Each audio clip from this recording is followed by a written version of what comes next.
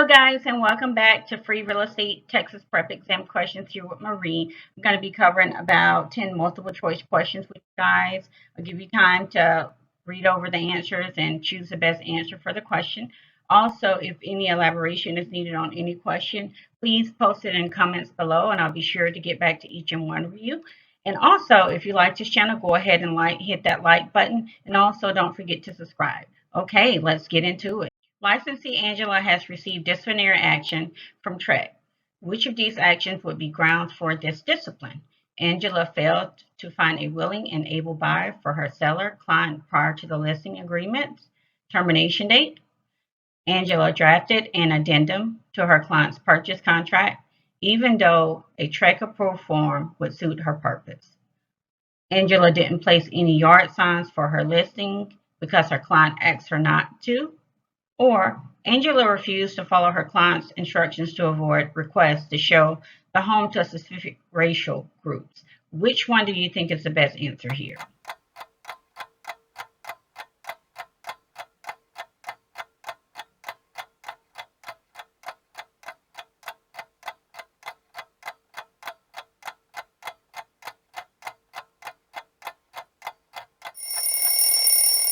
And the correct answer is Angela drafted an addendum to her client's purchase contract, even though there was a TREC approved form would suit her purpose.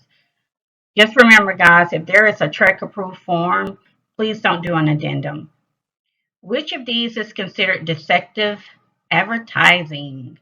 Broker Mark described his latest listing, an old-fashioned 3-bedroom, 1-bath home, as quaint and charmingly cozy.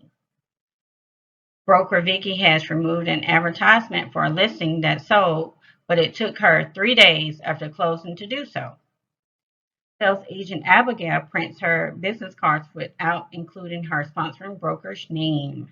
Or sales agent Derek advertises his listings on his Facebook page. His sponsoring broker's name isn't in the advertisement, though it is on Derek's profile. Which is the correct answer here?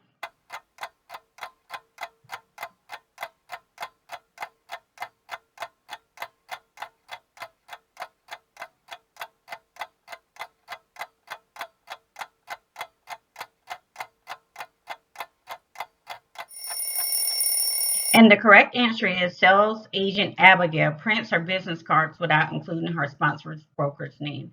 Guys, on any advertisement, you must have your sponsoring broker's name. A buyer calls licensee Robin for information about one of Rhonda's listings. Robin discloses her existing agency relationship with the seller. What's not true about Robin's disclosure obligation? It's made to the principal, not to the principal's agent, if any. It may be made orally. It may be made in writing. It must be made at first substantial contact with the other party. Which do you guys think is the best answer here?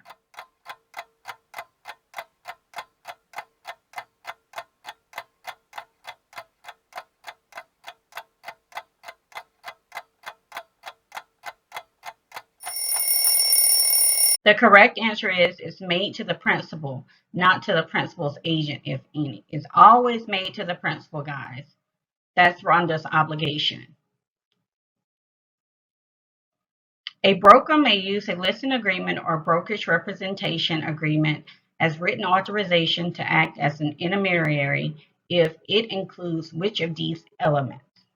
The text of the consumer protection notice, the conduct that's prohibited for an intermediary and the source of any expected compensation, the text of the information about broker services notice, a description of the fiduciary duties the broker will and will not provide as an intermediary. Which is the correct answer here, guys?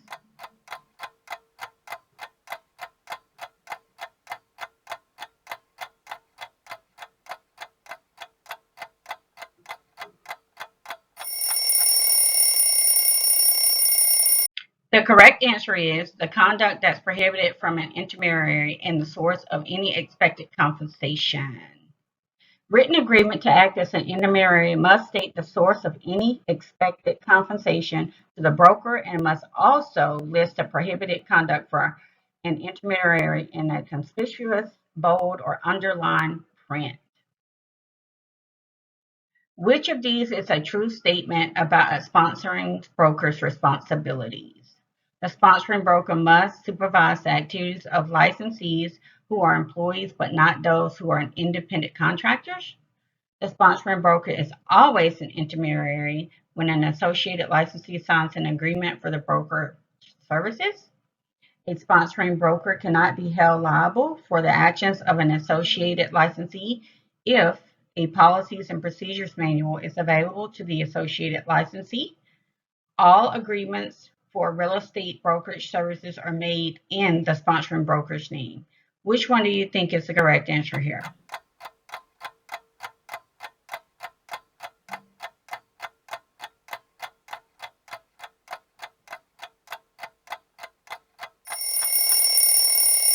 The correct answer is all agreements for real estate brokerage services are made in the sponsoring broker's name. Yes. So any and all agreements for real estate, please make sure that it's made in the sponsoring broker's name. In the TREC approved purchase contracts, what is the purpose of a termination provision? It allows the buyer to pay an option fee in exchange for an unrestricted right to terminate the contract. It describes the terms by which the purchase contract may be terminated, including performance. It identifies the earnest money as the liquidated damages in the event of a buyer breach of contract, or it describes the terms of closing and settlement for the transaction. Which one is the best answer here?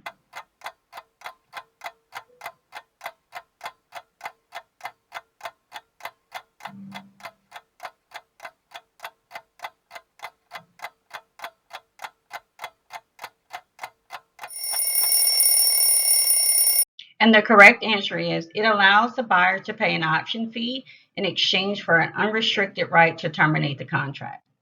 The termination provision allows the buyer to pay an option fee in exchange for an unrestricted right to terminate the contract within a defined option period.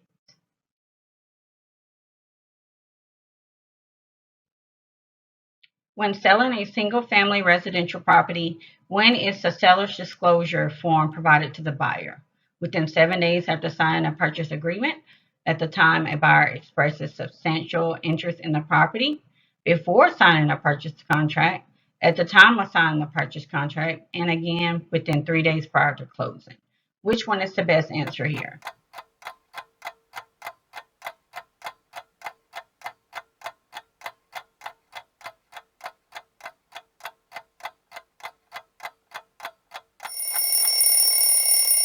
And the correct answer is before signing a purchase contract. The seller's disclosure is provided to a buyer at or before the time the purchase contract is signed.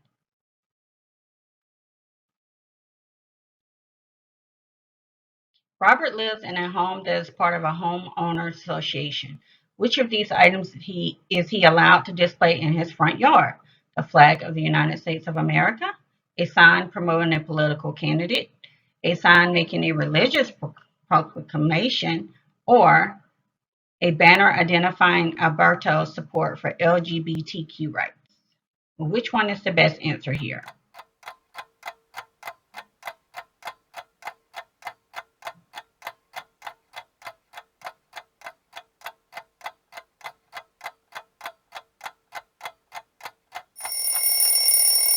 The correct answer is the flag of the United States of America. Yeah, a sign promoting a political candidate, you can't have that in homeowners association.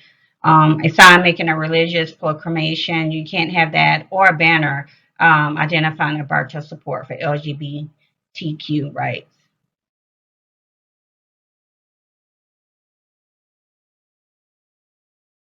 Which clause in a security instrument gives the lender the right to a non-judicial foreclosure? Alienation, subordination, power of sale, or acceleration? Which one of these is the correct answer?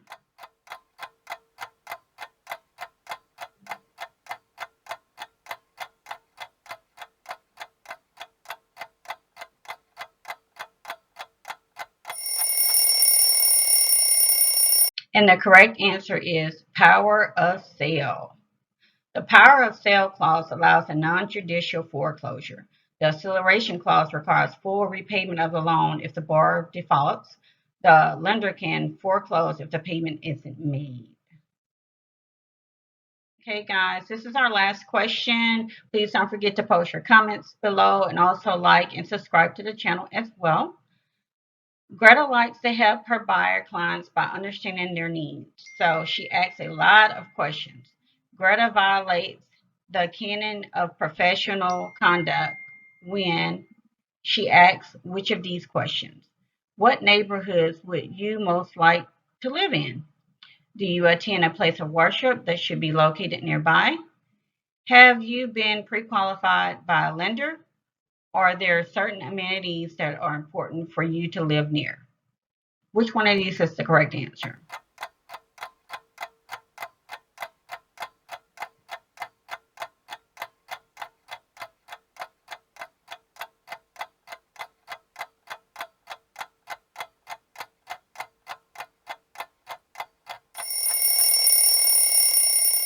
The correct answer is, do you attend a place of worship that should be located nearby? Yeah, you shouldn't be asking anything about religious beliefs to assist with property. Okay, guys, this wraps up our questions for today. I'll be sure to post more content for you guys. And please don't forget to put your comments below so I can get back to you if you need any elaboration on any of the questions. Just make sure you number the question and that you want some elaboration on, and I'll make sure that I get an answer to you. Okay, bye for now.